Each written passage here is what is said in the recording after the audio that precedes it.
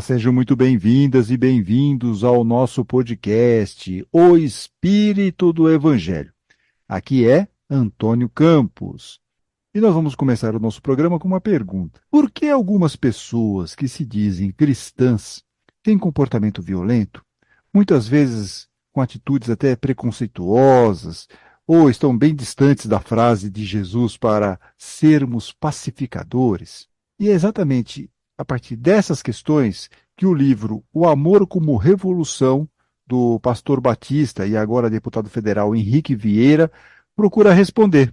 E será a nossa leitura de verão deste episódio. Como você sabe, o podcast está com uma programação especial de leituras de verão. Já lemos trechos de Dádiva do Amor, de Martin Luther King. Lemos também 2 capítulos do livro Os Mensageiros, de André Luiz, psicografia de Chico Xavier.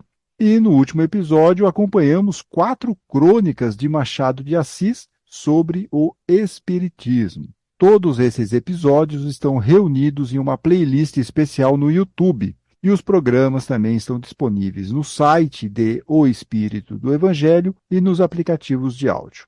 E no programa de hoje, nós vamos ler trechos de 3 capítulos do livro O Amor como Revolução, do pastor batista Henrique Vieira, que foi publicado pela editora Objetiva em 2019. Henrique Vieira é de Niterói, lá no Rio de Janeiro, formado em Teologia, Ciências Sociais e História. Ele é adepto da ideia de não violência e tem como principais referências, além, claro, de Jesus, Gandhi, Martin Luther King, Nelson Mandela. Atualmente ele exerce pela primeira vez um mandato como deputado federal. Mas por que trazer esse livro para a nossa leitura aqui? Essa é uma pergunta que vocês devem estar se fazendo, né? Porque Henrique Vieira reflete sobre o poder renovador do amor, que se traduz em atitudes generosas com o próximo e que pode ser uma força irresistível na construção de uma sociedade mais justa e livre de preconceitos. Na obra, ele nos alerta para não alimentarmos o ódio ou sentimentos negativos a partir de expectativas ilusórias, frustrações cotidianas, desejos reprimidos, e tudo isso ele vai colocando também um pouco com traços autobiográficos. E por que nós temos que evitar, não alimentar aí o ódio, os sentimentos negativos? Porque, segundo ele, esse é um caminho que nos impede a termos uma vida plena e feliz. Mas para isso acontecer, para nós termos uma vida plena e feliz, é necessário um exercício de autoaceitação e acreditar no potencial revolucionário dos pequenos gestos e das ações cotidianas no bem. E vocês vão perceber durante a leitura que ele trata de tudo isso com muita leveza e vai sempre direto ao ponto. E nesse episódio nós vamos ler trechos de 3 capítulos. O primeiro deles, O Amor como Atitude Revolucionária, é muito interessante. Henrique Vieira vai procurar explicar por que as pessoas que se dizem cristãs têm comportamento violento. Por que pessoas que se dizem cristãs muitas vezes têm atitudes preconceituosas? Por que pessoas que se dizem cristãs agem no mal? Por quê? E elas não percebem, elas continuam entendendo que elas estão corretas. Nesse capítulo, ele vai dar algumas pistas muito legais para nós refletirmos aqui sobre essa questão. Na sequência, nós veremos uma parte do capítulo O Fundamentalismo Religioso como Produtor de Ódio, que vai conversar muito com alguns pensamentos do primeiro capítulo. E terminaremos o episódio com Amar os Opressores. Será? No trecho em que Henrique Vieira faz uma reflexão sobre a parábola do bom samaritano aplicada aos dias de hoje. E ele faz a pergunta, ele coloca lá um intertítulo. Quem é o meu próximo? Lembrando que todo o episódio do nosso podcast O Espírito do Evangelho traz na descrição os capítulos desse programa. E vocês podem navegar pelos trechos que quiserem quando quiserem. É uma ferramenta ótima, principalmente para ouvir episódios um pouco mais extensos do que o habitual, que vai ser de novo esse caso, Já fizemos isso lá em Machado de Assis, mas hoje nós vamos fazer um programa também um pouquinho mais longo, até porque vem carnaval, então de repente tem aí um tempinho a mais para vocês desfrutarem desse episódio. A divisão por capítulos está disponível de forma automática no YouTube, no Spotify e em nosso site.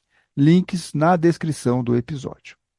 Então vamos lá, vamos começar. Vamos ler aqui um trecho do livro Do Amor como Revolução. O capítulo que nós vamos ler agora é O Amor como Atitude Revolucionária. Diz aqui o pastor Henrique Vieira. Meu desafio é tratar o amor como atitude. Sair do nível pessoal para chegar a um nível mais amplo e global. O desafio é retirar o amor de um lugar romântico, circunscrito à vivência de um casal. Pensem em como algumas palavras, de tão usadas, tornaram-se vazias de significado. Amor não pode ser uma delas. Percebo que há uma individualização do sentido do amor, geralmente visto como sentimento de afeição entre pessoas, e nada além disso. Essa ideia do amor como um sentimento abstrato e relacionado unicamente à vivência de um casal pode criar alguns paradoxos. Se o amor ficar circunscrito, pode conviver com as maiores atrocidades do mundo. Olha só, vou repetir isso aqui. Se o amor ficar circunscrito, pode conviver com as maiores atrocidades do mundo. Como um mero sentimento, vazio de uma ética generosa, o amor pode coexistir com o racismo, o machismo, a LGTB-fobia, a violência e por aí vai. Pessoas que se amam profundamente podem produzir afirmações como: bandido bom é bandido morto. Viva a pena de morte. O erro da ditadura foi ter apenas torturado e não matado. Imigrantes são vagabundos que querem viver à custa de quem trabalha. Moradores de favelas são marginais. Se errou, tinha que morrer mesmo. Os atos mais afetuosos podem vir de mentes que naturalizam a vingança, estimulam o extermínio e não se importam com o sofrimento alheio. Desse jeito, o amor vai ganhando um contorno alienante, despolitizado, sem implicações sociais, sem laços mais profundos de humanidade. Torna-se assim um culto ao romance, ao casamento idealizado, à casa como um universo fechado, distante dos clamores da rua. Nesse altar alienante, o amor perde relevância histórica e nada tem a ver com os dramas mais profundos da humanidade. É possível amar em casa e querer que o mundo se exploda. É possível amar em casa e sair pela rua distribuindo raiva, intolerância, ódio e desejando violência como forma de punição. É possível criar bolhas relacionais em que só os nossos, e esse nossos aqui está entre aspas, importam. É possível criar bolhas relacionais em que só os nossos importam.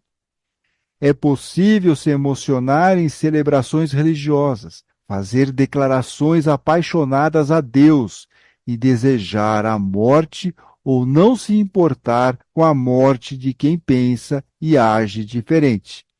Nesse sentido, o amor permite beijos apaixonados em meio a um mar de violência e tragédia. Lembro-me de uma vez que, com um grupo de amigos, visitei um campo de concentração na Alemanha. Já na viagem de trem, comecei a me sentir incomodado. Ao chegar à estação, nos explicaram que fora exatamente ali que os prisioneiros judeus, comunistas, ciganos, enfim, todas as pessoas tidas como o mal daquela sociedade tinham desembarcado. Da estação até o campo de concentração era uma caminhada de uns 10 minutos. Os presos caminhavam pela rua dentro de um cordão de isolamento. Andavam ouvindo xingamentos e hostilidades do que estavam fora do cordão, na calçada, celebrando a vingança, a punição, o desprezo. Aquelas calçadas abrigavam famílias inteiras, casais apaixonados, crianças com seus pais. Não se enganem. Havia muito amor envolvido entre aqueles que humilhavam os que seguiam em direção à prisão e à morte. Que amor é esse que se encerra em um círculo fechado de familiares e amigos e que não se importa com o resto da humanidade? Que mecanismos culturais formam meios familiares que cultivam o afeto entre si, mas desprezam tudo que não pertence a esse meio? Essa é a cultura do descarte de pessoas, da exaltação da vingança, da promoção do linchamento, da perda de vínculos de empatia e compaixão. Entendam bem, não estou condenando o amor que seja no seio de uma família ou de um relacionamento, mas dizendo que é necessário amplificá-lo. Por isso, é importante resgatar o sentido prático, universal e efetivo do amor. Pode parecer um paradoxo, mas a chave para dar esse salto está em nosso círculo mais cotidiano e familiar. São ações cotidianas que melhoram nossos pequenos mundos, isto é, os ambientes em que vivemos. Sem dúvida, a construção desse amor maior começa a ser forjada em nossas relações mais pontuais. Apesar de parecer uma contradição que ele está falando, que o amor tem que ser maior do que a própria família, mas ao mesmo tempo tem que começar na família, ele vai dar um caso pessoal. Muitas de minhas atitudes certamente são frutos do que observei desde a infância. Minha avó distribuía carinho para todas as pessoas, sem nenhuma distinção. Era gente que se importava com gente. Minha mãe também sempre zelou por tudo ao seu redor. Foi uma professora de educação infantil absolutamente entregue e dedicada às crianças. Em seu contexto histórico e cultural, mesmo que não houvesse um viés de politização consciente e elaborada em suas atitudes, Ruth e Gláucia sempre amaram e cuidaram de pessoas e fizeram do servir ao próximo uma atitude real e cotidiana. Minha mãe até hoje é um refúgio de simplicidade, amabilidade e ternura encarnadas em prática de cuidado. E aqui então ele está mostrando que a influência familiar positiva ajudou na formação dele. E é isso que ele está propondo para nós aqui. Pensarmos também, puxa, quais são os exemplos que estão sendo dados dentro de casa, da minha família? Que exemplos eu estou dando? Eu estou tendo um comportamento de falar coisas violentas, externar meu ódio, minha raiva por qualquer motivo, de repente por questões políticas, time de futebol, sei lá, né, religião. Isso impacta nas pessoas. O bom exemplo também vai impactar e vai conseguir formar pessoas melhores dentro dessa ideia que ele está nos colocando aqui do amor. Então, por isso que ele está falando aqui do exemplo que ele viu em casa, exemplo positivo. E aí é para nós refletirmos. Em casa, estamos tendo mais exemplos positivos ou exemplos negativos? Segue aqui o Henrique Vieira. Estou sempre envolvido em ambientes de militância e movimentos sociais, porque acho que são instrumentos necessários para a efetiva transformação do mundo. Contudo, várias vezes me flagro numa espécie de automatismo militante, ainda que cumprindo uma agenda frenética e cheia de demandas. Percebo que é muito fácil perder a sensibilidade, esquecer as reais motivações da militância. Então, gosto de relembrar que o amor entre os nossos familiares e amigos pode ser o primeiro passo para a ampliação desse amor para o conjunto da humanidade. E agora ele vai dar um exemplo muito legal. Imagino um fio ou uma linha que me liga às pessoas dos meus afetos cotidianos e que se desenrola e alcança todas as outras pessoas de todos os lugares. Para mudar o mundo, precisamos nos conectar com o ambiente em que estamos. O amor é algo que deve necessariamente ser encarnado, materializado, concretizado em ações de cuidado com o que está ao nosso redor. Não basta ficar na pulsão abstrata, no campo do sentimento, pois o amor pede decisão. mudança de entendimento e atitudes que preservem e promovam a vida. Quanto de amor, de entrega e sacrifício há no cuidado permanente de minha mãe comigo?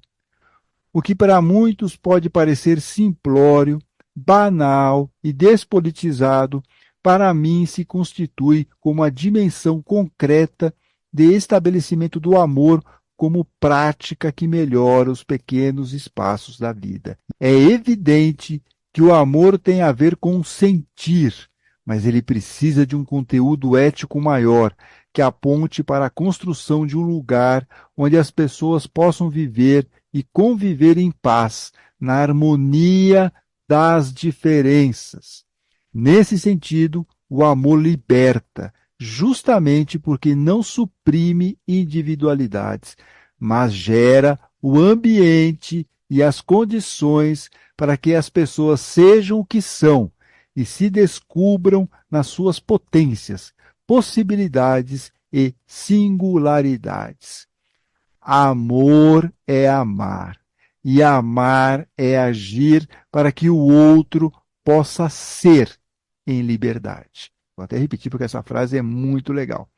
Amor é amar, e amar é agir para que o outro possa ser em liberdade. A liberdade é um tema complexo e cheio de variáveis, mas aqui me refiro à liberdade no sentido de poder ser, poder viver, poder se descobrir, poder chorar ou sorrir sem medo.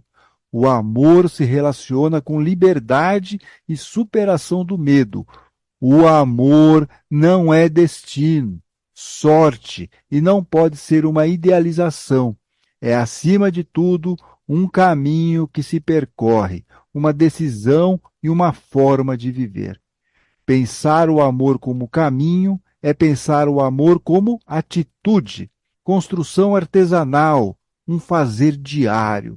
Ele deve se manifestar concretamente em nosso dia a dia. O amor é enquanto acontece.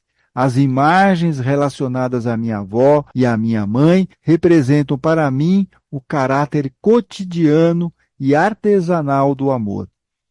Que imagens dessa natureza você pode buscar em sua memória? Que detalhes do seu cotidiano são sinais de amor e de cuidado? A propósito, você consegue enxergá-los? Precisamos aprender a olhar, principalmente olhar o próximo, que vai ser o tema do nosso último trecho que nós vamos ler daqui a pouquinho. O exercício do amor não significa que nos tornaremos seres ideais, com pensamentos puros e atitudes boas o tempo inteiro. É ingenuidade pensar assim, e é perigoso também, porque estabelece uma demanda da qual ninguém dá conta. E da frustração nascem a culpa e a permanente insatisfação.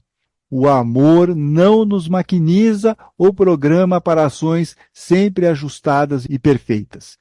Ele não nos imuniza dos conflitos, não nos faz pairar sobre a história. Continuamos sendo precários, finitos, contraditórios e vulcânicos em nossos sentimentos e ações. Qualquer visão que exclua essa realidade tende a pesar demais. Somos demasiada e fantasticamente humanos, e o amor não suprime ou supera essas tensões de nossa existência. Há dias que são ruins, em que estamos mais estressados e intolerantes, que não conseguimos agir de maneira mais justa e adequada. A vida é tanta coisa ao mesmo tempo, são tantas as variáveis que interferem nas nossas emoções, julgamentos e ações. Portanto, é injusto exigir uma estabilidade no amor que ele passe incólume por todas essas interferências. Enfim, o amor não nos torna perfeitos. Contudo, o amor como atitude, caminho e fazer diário é o único meio generoso de acolhimento da complexidade humana. Em uma sociedade onde tudo parece descartável, inclusive os laços sociais, pequenos e decididos gestos podem recriar espaços e salvar ambientes sociais do caos, da desesperança. O artigo prossegue, eu vou agora para um último pedaço aqui, um último trecho, que ele diz o seguinte: o amor é revolucionário. Toda a construção humana carrega limites e injustiças. Nenhum modelo de sociedade é perfeito. Nossos arranjos políticos, econômicos e sociais sempre criam mecanismos que maltratam pessoas. O amor é, então, aquela pulsão que grita contra o que apequena a vida. O amor é o que coloca em xeque toda a pretensa normalidade. O amor é sempre a abertura para um futuro mais pleno. O amor se revela nos atos singelos e nas grandes ações políticas. Está na trajetória da casa da minha avó, no carinho de minha mãe, na trajetória de um jovem negro preso e tido como louco e no morador de rua. O amor reforça os laços sociais. É um agente transformador poderoso e sua força está tanto nos pequenos gestos quanto nas grandes ações. E aí ele encerra esse trecho aqui dizendo o seguinte: o amor se revela. Só precisamos olhar, enxergar e praticar. Vou repetir aqui para encerrar esse trecho desse capítulo que nós estamos lendo. O amor se revela. Só precisamos olhar, enxergar e praticar. Bacana, né? Terminamos aqui esse primeiro capítulo. Lemos aqui o trecho do livro Amor como Revolução, do pastor Henrique Vieira. Antes de iniciar a leitura do próximo capítulo, fica aqui o pedido fraterno para que você curta e compartilhe esse episódio de O Espírito do Evangelho. Isso nos ajuda muito na divulgação do canal. E fica aqui o nosso agradecimento, o nosso muito obrigado para você curtir, compartilhar, até se inscrever aqui em nossos canais de O Espírito do Evangelho. Vamos então agora para o nosso segundo capítulo, que nós vamos ler aqui, do livro Amor como Revolução, do pastor Henrique Vieira. O título desse capítulo é O Fundamentalismo Religioso como Produtor de Ódio, diz aqui Henrique Vieira. Neste ponto, importa falar sobre o fundamentalismo e o extremismo religiosos como modelos que, de certa maneira, sufocam a beleza da espiritualidade e criam um ambiente propenso às práticas de ódio. Meu esforço aqui se direciona para delimitar em especial os pontos centrais do fundamentalismo cristão, mas não exclusivamente. O fundamentalismo trabalha com a pressuposição da verdade absoluta revelada por uma escritura, gerando uma doutrina e uma forma de intervenção no mundo. A revelação é vista como algo que se impõe à história, não sendo passível de interpretação humana. Em tese, a revelação está no texto sagrado, então bastaria ler e tirar dali uma verdade inquestionável. Assim, essa verdade seria atemporal, atravessaria todas as épocas. Não raro, essa verdade é materializada num código comportamental rígido, que não é percebido como construção histórica ou cultural, mas como vontade de Deus. Dessa forma, questionar a doutrina é questionar o próprio Deus, e a doutrina, portanto, não é passível de revisão, porque Deus não muda. Logo, bater de frente com a doutrina é bater de frente com Deus. Não lhes parece uma postura, no fundo, extremamente arrogante, vaidosa e, mais ainda, sob outra perspectiva, paradoxalmente desprovida de temor a Deus? Esse não é apenas um processo teórico, mas sim uma forma de perceber, conhecer e sentir o mundo. A mente fundamentalista não se permite duvidar do que crê e não aceita dialogar com as diferenças. O pressuposto do fundamentalista cristão é a afirmação: está escrito na Bíblia. Se está escrito, então, pronto. Qualquer exercício de revisão ou questionamento não faz o menor sentido, pois tudo é apenas uma questão de obediência e fé. O problema é que, em nome dessa forma de devoção, muitas atrocidades foram naturalizadas, justificadas e abençoadas ao longo da história, tais como as sangrentas cruzadas, a escravização do povo negro, a dizimação dos povos indígenas, a colonização violenta das Américas, a submissão das mulheres e por aí vai. Texto por texto, cada um faz o recorte que quer, monta uma doutrina e age no mundo com base nessa certeza supostamente inquestionável. Qualquer possibilidade de abertura da espiritualidade é asfixiada por um conjunto de regras, normas e condutas que formatam o indivíduo, gerando uma experiência religiosa avessa à diversidade, que se coloca contra a escuta e o diálogo, montada muito mais para o confronto do que para o encontro. Frase boa essa aqui, hein? Gera uma experiência religiosa avessa à diversidade, que se coloca contra a escuta e o diálogo, montada muito mais para o confronto do que para o encontro. A verdade aparece como um conceito pronto, com um forte contorno moral, e que precisa ser o tempo inteiro preservada e defendida. O fundamentalismo não dialoga, porque não se propõe a ouvir. Não aprende, porque parte do pressuposto de que só pode ensinar. O mundo fica dividido entre salvos e perdidos, entre bem e mal, e a fronteira é delimitada pelo conjunto de crenças da instituição religiosa. Lembro-me de uma vez que fui pregar em uma igreja batista, que é a minha denominação. Escolhi falar sobre o compromisso que os cristãos deveriam ter com a natureza, da qual fazemos parte. Resgatei toda a tradição bíblica que fala da integralidade da experiência humana e do cuidado com a terra como expressão do serviço a Deus. Ao acabar o culto, fui em direção à porta da igreja para cumprimentar os irmãos e as irmãs que saíam. Era praxe da igreja que pastores e pregadores assim o fizessem ao final da celebração. Então, fui abordado por um homem que questionou a minha mensagem. Nisso, não há problema algum. Ele me disse que minha mensagem estava completamente equivocada e afetada por um marxismo ateu e antibíblico. Disse que não fazia nenhum sentido cuidar da natureza, já que um dia chegará o juízo final e Deus destruirá toda a terra. Disse que o mundo é uma espécie de esgoto, em que as pessoas estão imersas. Logo, caberia aos cristãos entrar nesse esgoto para tirar dele as almas perdidas.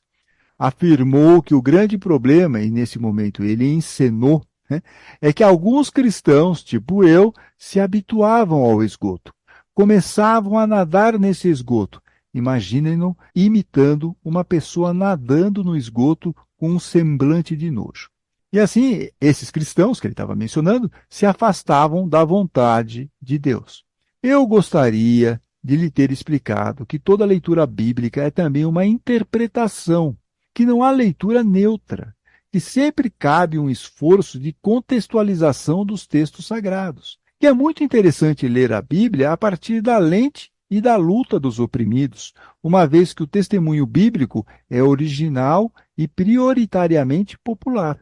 Eu lhe teria dito que o mais relevante é submeter a nossa doutrina à reflexão, à comunhão, ao exercício permanente da autocrítica à luz das demandas e necessidades do nosso tempo, que o próprio Jesus reinterpretou a tradição bíblica da sua época. Deveria ter explicado que até mesmo a leitura fundamentalista e literalista da Bíblia é um recorte histórico e cultural e que também seleciona textos.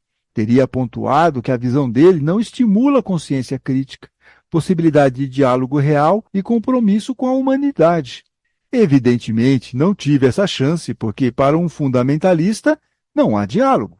Se um fala em nome de Deus e o outro não, que conversa é possível? Tenho outro relato a compartilhar da época em que fui vereador de Niterói, entre 2013 e 2016. Foi um período intenso, durante o qual trabalhei para construir um mandato popular, coletivo, criativo, comprometido com os movimentos populares e a justiça social. Do ponto de vista pessoal, sempre foi muito desafiador, mas eu me sentia um peixe fora d'água.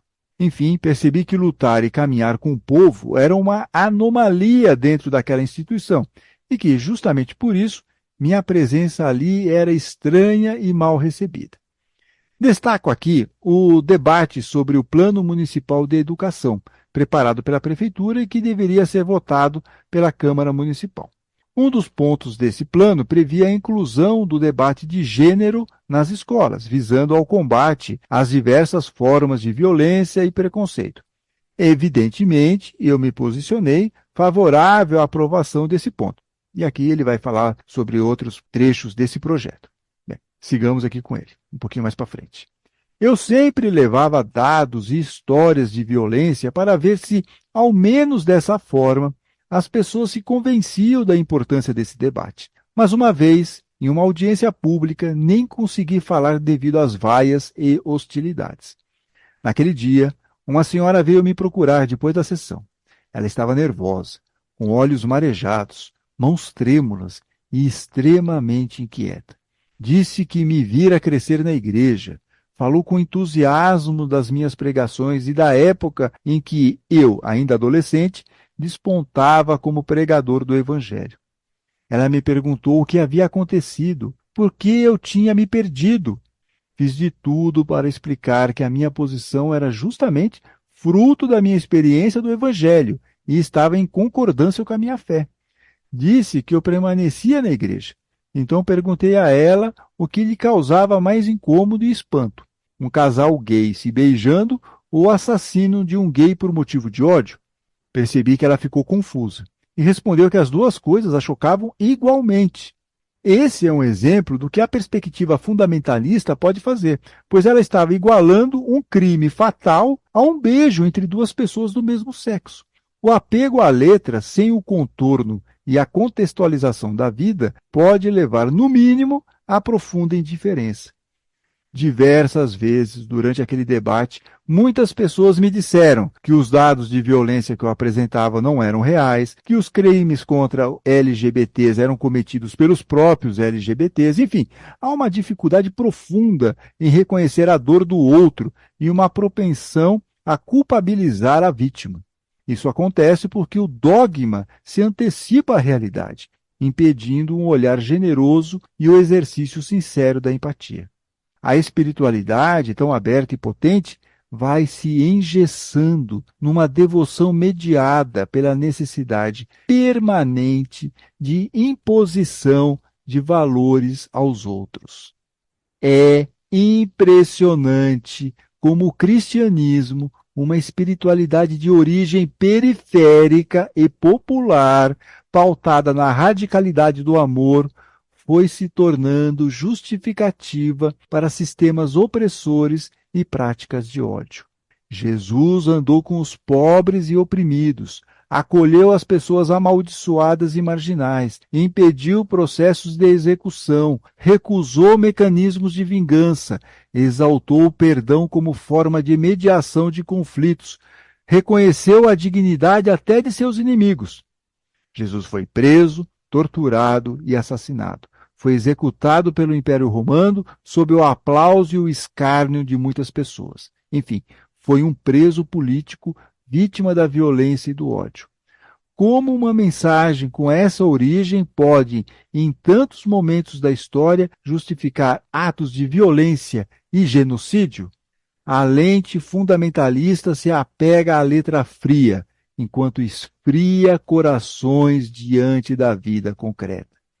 Jesus foi vítima desse modelo que colocava a tradição, isto é, o conjunto de leis bíblicas da época, como referência absoluta, inquestionável e impenetrável. Em determinado momento, segundo a memória dos evangelhos, Jesus estava colhendo espigas com seus discípulos. Porque fazia aquilo em pleno sábado, outros religiosos o questionaram, uma vez que esse era um dia santo e dedicado ao descanso. Jesus respondeu que o rei Davi, quando estava com fome, entrou no templo e pegou os pães que apenas os sacerdotes podiam tocar. Davi comeu e distribuiu o pão entre seus amigos. E por que ele fez isso? Simplesmente porque estava com fome. Então Jesus arrematou dizendo que o ser humano não foi feito para o sábado, mas o sábado é que foi feito para o ser humano. Isso significa que o ser humano não pode ser escravizado por uma tradição. Jesus sempre reinterpretou a tradição escrita de acordo com a realidade. Afinal, não fazia sentido guardar o sábado e morrer de fome. Ele também foi questionado por fazer curas aos sábados. Acreditam nisso? Para alguns líderes religiosos, era mais importante proteger um conceito do que aliviar o sofrimento de uma pessoa. Ainda cabe dizer que algumas doenças na cultura em que Jesus viveu eram sinais de maldição e geravam exclusão social. Por isso, suas curas, relatadas em tantas memórias e contos populares, representavam, sobretudo, um processo de inclusão, de acolhimento e de questionamento a esses valores que descartavam pessoas doentes. Portanto, o fundamentalismo cristão está historicamente associado a uma leitura e interpretação da Bíblia relacionadas às lentes do privilégio. É essa lente que faz com que um beijo gay seja tão grave quanto o assassinato de um homossexual, que acredita que as religiões de matriz africana são do mal, que o movimento feminista é uma perversão bíblica e busca desequilibrar as famílias, e que o movimento negro é vitimista e está em busca de regalias e vantagens. A lente fundamentalista cria um mundo dividido entre os que creem e os que não creem, ou mais, entre os que creem certo e os que creem errado. Esse fundamentalismo, na versão brasileira, tem relação histórica com o protestantismo do sul dos Estados Unidos, de herança racista e escravocrata. Então, toda a pulsão econômica e social da Bíblia e seu recorte popular e de grito dos oprimidos são substituídos por uma leitura moralizante que foca sua mensagem num reino de Deus pós-morte. Mas o grande ponto do fundamentalismo é que ele produz uma visão que se percebe como verdade absoluta. A mente fundamentalista tende a entrar em pânico diante de dúvidas e questionamentos, e qualquer exercício de mudança ou crítica é visto como falta de temor a Deus. Fundamentalistas não conseguem perceber que sua visão de Deus também pode ser contextualizada e foi historicamente construída ao longo do tempo. O fundamentalismo, portanto, tem grande potencial para criar inimigos. Assim, ele se relaciona com a indiferença por um lado e com a violência ativa por outro. A indiferença é simplesmente a incapacidade de se comover com a dor do outro. No limite, tanto faz se a pessoa está ou não sofrendo por alguma injustiça. A indiferença é apática, e isso por si só é muito grave. LGBTs são expulsos de casa, humilhados na rua, impedidos de expressar seu afeto. São vítimas de violência fatal, e mesmo isso não causa nenhuma tristeza ou comoção no ambiente fundamentalista. Esse é apenas um exemplo de como ele pode reforçar uma indiferença crônica em nossa sociedade. Contudo, para além da imobilidade, também existe a violência ativa. Nesse ponto, pode-se falar do extremismo religioso, que é tão simplesmente o fundamentalismo levado ao extremo de ações de violência. Ao longo da história, quantas vezes já se matou em nome de Deus? A escravidão sobre o povo negro tem a marca de determinada leitura bíblica, por exemplo. A espiritualidade, aquele pedacinho de rio que escorre pelas mãos, se torna uma experiência religiosa bélica.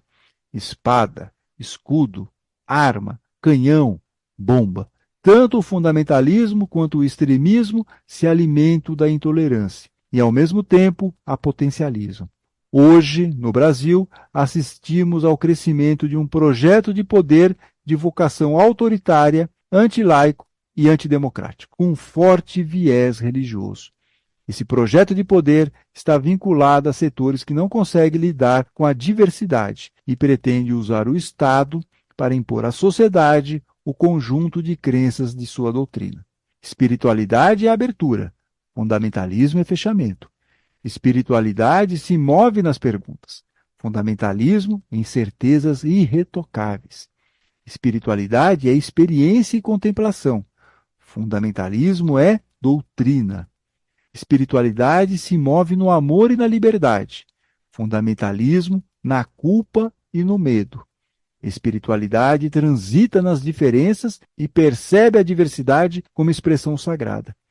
Fundamentalismo vê a diversidade como maldição. E assim terminamos aqui a leitura desse trecho do capítulo O Fundamentalismo Religioso como Produtor de Ódio, do livro Amor como Revolução, do pastor Henrique Vieira. E antes de nós irmos para o último capítulo aqui, o último trecho que nós vamos ler do livro, uma pausa ligeira para pedir para vocês seguirem o Espírito do Evangelho nas redes sociais e assim saber das novidades, principalmente do lançamento de episódios novos. Estamos no Instagram, Facebook, X, que é o ex-Twitter, temos grupos no WhatsApp e Telegram. Vocês encontram na descrição do episódio links para as nossas redes sociais e também para o site do O Espírito do Evangelho. Então, vamos seguir aqui na leitura para o nosso último capítulo. Nós vamos ler aqui um trechinho do capítulo Amar os Opressores. Será? E vamos ler um item que ele cria dentro desse capítulo. Ele vai fazendo vários itens e um deles é: quem é o meu próximo? Em que ele vai conversar um pouco sobre a parábola do bom samaritano. Só um parênteses rápido, eu acho que essa parábola era uma parábola muito conhecida, nós falamos várias vezes aqui, inclusive no programa do Martin Luther King, que nós também falamos sobre essa parábola do bom samaritano, mas só para contextualizar rapidamente, para quem de repente não se lembra, é uma parábola que está só no Evangelho de Lucas. Jesus está contando, a partir da provocação de um fariseu, uma parábola. O fariseu pergunta quem é o meu próximo para Jesus, e Jesus então conta essa parábola do bom samaritano, mostrando que uma pessoa foi assaltada na estrada de Jericó para Jerusalém, ficou caída no chão, passa um sacerdote, olha, não faz nada, passa um levita, olha e não faz nada, e depois passa um samaritano, movido por compaixão, como diz Jesus, presta os primeiros socorros para aquela pessoa. E aí depois Jesus vai perguntar para o fariseu, dos três, quem foi o mais próximo daquela pessoa que estava caída? E aí o fariseu teve que reconhecer que foi o samaritano. Bem, então voltando aqui, diz aqui o pastor Henrique Vieira. Na história, o sacerdote e o levita foram exemplos de indiferença, enquanto o samaritano foi de compaixão. Imaginem o constrangimento criado por Jesus quando contou essa história. Ele estava dizendo que uma pessoa geralmente considerada de comportamento reprovável era um exemplo de amor ao próximo e que as figuras mais respeitadas do templo não tiveram como esperado uma atitude compassiva. Ele está dizendo isso porque o samaritano era considerado um herege, os samaritanos, pelos judeus. Os judeus não gostavam dos samaritanos e vice-versa. E aí Jesus então compara o samaritano com a classe religiosa da época, que era o sacerdote e o levita. Segue aqui Henrique Vieira. Jesus demonstrou que o próximo se define em situações concretas, não em abstrações seletivas, e que o mandamento só ganha sentido e verdade quando vivenciado em amor. O samaritano viu um homem caído, sentiu compaixão e agiu. Por que o sacerdote e o levita não pararam? Será que estavam atrasados por algum compromisso no templo? Será que identificaram que aquele homem não era do seu povo e por isso não merecia ajuda? Será que estavam com medo de que ele fosse uma isca para uma emboscada? Como eles, muitas vezes escolhemos quem merece a nossa atenção e, dessa forma, nos tornamos indiferentes a todas as outras pessoas. Na história da humanidade, são incontáveis os exemplos de como facilmente perdemos a noção de humanidade e de comunhão com a diversidade. O que está por trás da violência contra as mulheres? Não é uma projeção de uma mentalidade patriarcal que define as mulheres como inferiores? Acredito que sim. O que falar da violência contra os negros? Não seria uma projeção dos homens brancos ocidentais que se entendem superiores à expressão mais pura da civilização e do progresso? O que autoriza tanta violência do Estado contra moradores de comunidades e periferias? Não seria porque olhamos para eles como criminosos em potencial? Assim como fizeram o sacerdote e o levita, não achamos que essas pessoas têm merecimento suficiente para receber ajuda. No contexto da escravidão, era muito comum uma cruz na parede das casas grandes, simbolizando devoção a Jesus. Também era comum a chibata em uma mão e a Bíblia na outra. As pessoas iam aos cultos nas igrejas e depois saíam para comprar e vender negros, ou assistiam a linchamentos públicos, com a certeza de que eram manifestações da justiça. A religião justificava e abraçava essa violência com tamanha força que ninguém se via como um pecador. Os negros não tinham alma, afinal, assim pensavam. Vocês podem me dizer que estou julgando o passado com olhos do presente. Respondo que não preciso usar o passado para exemplificar o que quero dizer. Hoje, nossos templos estão lotados de pessoas louvando apaixonadamente a Deus e que são, ao mesmo tempo, indiferentes à violência. Todo ser humano é feito à imagem e semelhança do Criador, mas alguns são menos, é o que parece na prática. É mais importante ir à igreja ou apoiar quem precisa de ajuda? A história que Jesus contou continua muito atual. Deus está restrito ao templo e não nos importamos com quem está caído à beira do caminho. Contudo, não só a indiferença e a falta de compaixão vigoram, o medo também nos impede de agir, pois paralisa. Quantas vezes temos consciência do que é certo, mas quando nós damos conta dos riscos, optamos pela omissão? É arriscado, por exemplo, em determinados meios religiosos, defender que a criminalização do aborto não está preservando a vida, mas levando milhares de mulheres à morte. Criminalizar não reduz o número de abortos, não educa nem acolhe e mata especialmente mulheres pobres e negras. Pode ser arriscado denunciar que a demonização das religiões de matriz africana é fruto do racismo. Um querido amigo meu, cristão, e se preparando para ser pastor, fez uma postagem nas redes sociais dizendo que Exu não é o diabo, e se perguntando por que tantos cristãos iam sem problema ao cinema assistir Thor, o deus nórdico do trovão, mas achavam que Xangô, o deus africano do trovão, era do mal? Pois bem, esse meu amigo foi execrado e, como ainda é seminarista, corre o risco de não ser ordenado pastor. Contudo, o samaritano da história decidiu parar e socorrer aquele homem. Ele não teve medo de uma emboscada. Ele não se perguntou se aquele homem era digno ou não de socorro. Em seu coração não havia medo ou julgamento. Ele se jogou de corpo e alma. Não foi uma ajuda burocrática. Ele tratou das feridas do sujeito, cuidou do seu transporte, arranjou-lhe hospedagem e pagou por tudo. É curioso quando só queremos ajudar de longe. É quase como um alívio de consciência. E por fim, apesar do medo, o samaritano agiu com coragem. Cabe dizer que coragem não é não sentir medo, mas agir apesar dele, apesar do medo. A pergunta do samaritano não foi o que vai acontecer comigo se eu o ajudar, mas sim, o que vai acontecer se eu não o ajudar? O que vai continuar acontecendo com os pobres, os negros, as mulheres, os LGBTs, os indígenas, os refugiados, os moradores de rua, os sem terra, os sem tetos, os quilombolas e tantos outros grupos deixados na beira do caminho, se eu for mais um indivíduo em silêncio, priorizando minha comodidade, meus privilégios e, por que não dizer, minha segurança pessoal? A história que Jesus contou nos abre para a espiritualidade dos encontros, do envolvimento, do risco de sair de si para o outro, e de onde menos esperamos pode vir a expressão do amor. Jesus implode a tentativa tão vã e fadada ao fracasso de conter Deus numa experiência única. Cabe aos cristãos refletir.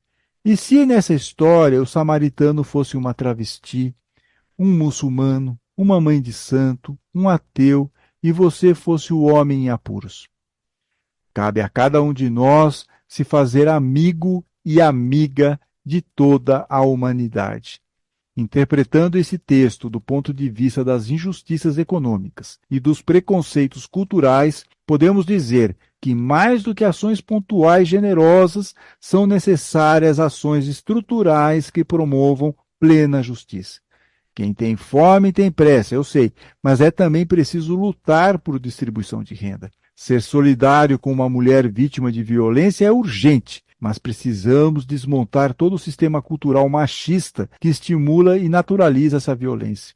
Nós, homens, precisamos de uma mudança radical de entendimento e de atitude. As atitudes cotidianas são essenciais, porque concretizam o nosso amor, mas é fundamental que as estradas sejam mais belas e bem cuidadas, pois se continuarem perigosas, teremos mais pessoas espancadas à beira do caminho.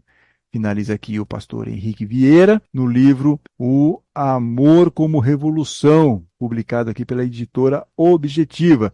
No programa de hoje, como vocês perceberam, nós lemos trechos de 3 capítulos dessa obra aqui, que é muito interessante, instigante, nos faz refletir muito, e foi por isso que nós escolhemos aqui para nossas leituras de verão. Espero que vocês tenham gostado da leitura, deste programa, e fica sempre o convite para vocês curtirem, compartilharem esse episódio e também, por favor, eu fico sempre muito curioso para saber a opinião de vocês. O que vocês acharam dessa leitura? O que vocês acharam das ideias do pastor Henrique Vieira? Por favor, façam um comentário lá na nossa caixa de comentários no YouTube, nas nossas redes sociais. Eu estarei lá aguardando para ler aí o comentário de vocês. Em breve, teremos novo episódio da programação especial Leituras de Verão. Até lá, fiquem bem, fiquem com Deus.